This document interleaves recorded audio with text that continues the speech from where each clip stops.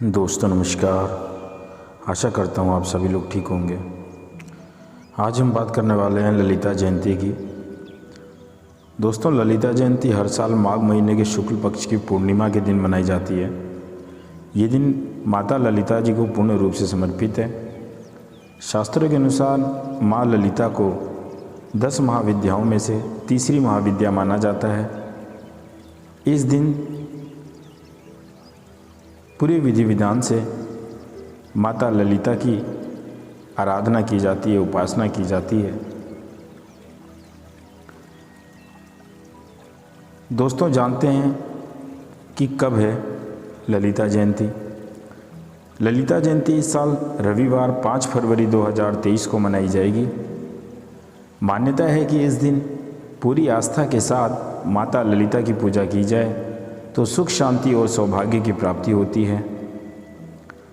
मान्यता ये भी है कि जब माता सती ने दक्ष द्वारा शिवजी को यज्ञ में आमंत्रण न मिलने पर वहाँ जाने पर उनके लिए बुरे बुरे शब्द, अपमानजनक शब्दों का प्रयोग किए जाने पर आत्मदाह कर लिया, तो भगवान शिव उनका मृत शरीर लेकर दुखी होकर विचरण कर रहे थे। तभी भगवान विष्णु ने अपने सुदर्शन चक्र से सती जी के शव के टुकड़े टुकड़े कर दिए थे। माता सती के अंग जहाँ जहाँ गिरे वहाँ वहाँ अलग शक्तियों का प्रादुर्भाव हुआ। उन्हीं में से एक शक्ति माता ललिता भी है। इसलिए भक्त माता ललिता की आस्था में लीन होकर उनकी जयंती पर विधि विधान से पूजा करते हैं, उपासना करते हैं, माँ का सिमरन करते हैं। माना जाता है कि अगर कोई जातक श्रद्धा के साथ ललिता जयंती के दिन माता ललिता की उपासना करता है तो उसे जन्म व मृत्यु के चक्र से मुक्ति मिल जाती है, अर्थात उसे मोक्ष की प्राप्ति होती है।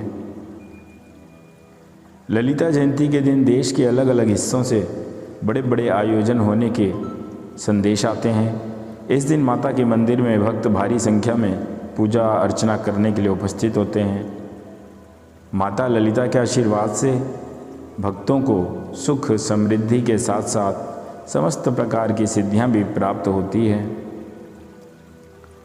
माता ललिता माँ पार्वती का ही स्वरूप है, इसलिए इनका एक नाम तांत्रिक पार्वती भी है।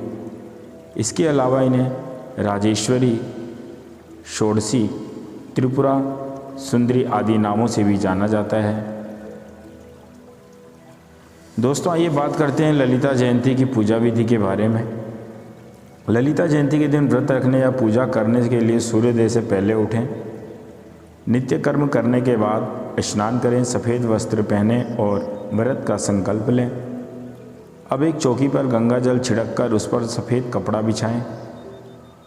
स्वयं उत्तर दिशा की ओर मुँह करके बैठ जाएं। चौकी पर माँ ललिता की मूर्ति या कोई तस्वीर स्थापित करें। मूर्ति या तस्वीर न हो तो श्री यंत्र स्थापित करके उसकी भी पूजा की जा सकती है। गणेश भगवान प्रथम पूज्य हैं तो उनको भी स्थापित करें और विधिवत पूजा अर्चना करें। अब माता ललिता की पूजा में कुमकुम, अक्षत, फल फूल, दूध से बना कोई प्रसाद अथवा खीर अवश्य शामिल करें। माता को सभी वस्तुएं अर्पित करने के बाद इस मंत्र का जाप करें। ओम ह्रीं श्री त्रिपुर सुंदरे नमः। ओम ह्रीं श्री त्रिपुर सुंदरे नमः। अब माता ललिता की कथा पढ़ें। इसके बाद माता की आरती उतारें और सफ़ेद रंग की कोई मिठाई या खीर का भोग लगाएं। पूजा संपन्न होने पर माता से जाने अनजाने में हुई किसी भी भूल के लिए क्षमा याचना करें। अब 9 साल से छोटी कन्याओं को ये प्रसाद दें और स्वयं भी ग्रहण करें। यदि 9 वर्ष से छोटी कन्याएं ना हों तो ये प्रसाद किसी गाय को भी खिला सकते हैं।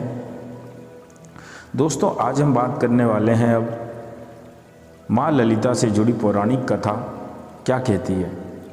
दोस्तों पौराणिक कथा के अनुसार एक बार की बात है जब नैमिषारण्य में एक यज्ञ हो रहा था इस यज्ञ अनुष्ठान में शामिल होने के लिए दक्ष प्रजापति भी उपस्थित हुए।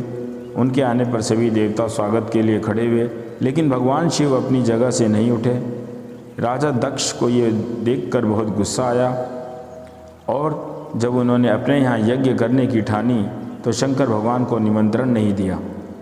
माता सती को जब पता चला कि उनके पिता एक बहुत ही बड़ा अनुष्ठान, बहुत ही बड़ा यज्ञ कर रहे हैं, लेकिन इस आयोजन में उन्होंने भगवान शंकर को आमंत्रण नहीं दिया, तो अपने पति के इस अपमान से दुखी होकर माता सती ने उसी यज्ञ कुंड में कूदकर अपने प्राणों की आहुति दे दी थी। भगवान शिव को जब सती के आत्मदाह का पता चला तो वह व्याकुल हो उठे और सती के शव को अपनी पीठ पर लेकर पूरे ब्रह्मांड में घूमने लगे।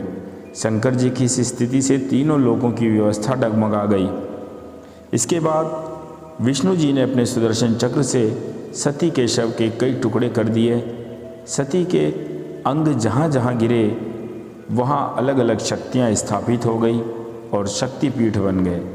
नैमिषारण्य में माता का हृदय गिरा था, इसलिए ये जगह एक लिंग धारणी शक्तिपीठ स्थल माना जाता है। यहाँ लिंग स्वरूप में भगवान शंकर की भी पूजा होती है, साथ ही यह माता ललिता का एक मंदिर भी है।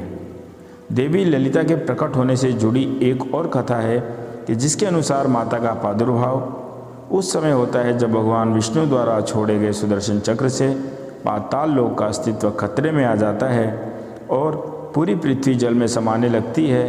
इस बात से चिंतित होकर सभी ऋषि मुनि ललिता देवी की उपासना करते हैं। ऋषियों की प्रार्थना से प्रसन्न होकर देवी प्रकट होती हैं और इस विनाशकारी चक्र को रोक लेती हैं, जिसके बाद सृष्टि को एक बार फिर से नया जीवन मिलता है। तो दोस्तों, यह थी ललिता जयंती से जुड़ी संपूर्ण जानकारी। मैं आशा करता हूँ कि मेरे द्वारा दी गई जानकारी आप लोगों को अवश्य लाभप्रद होगी, आपके जीवन में जरूर खुशियाँ लाएगी। इस व्रत को विधि विधान से संपन्न करने में आप लोग अपनी किसी भी प्रकार की कोई कमी न रखें। माता रानी आप सभी की मनोकामनाओं को पूर्ण करें, आपके परिवारजनों को सबको स्वस्थ रखें, सुखी रखें, ये प्रार्थना करते हैं। दोस्तों, जल्द मिलते हैं अगली वीडियो में। तब तक के लिए जय हिंद, जय भारत, जय माता दी, जय साईं राम।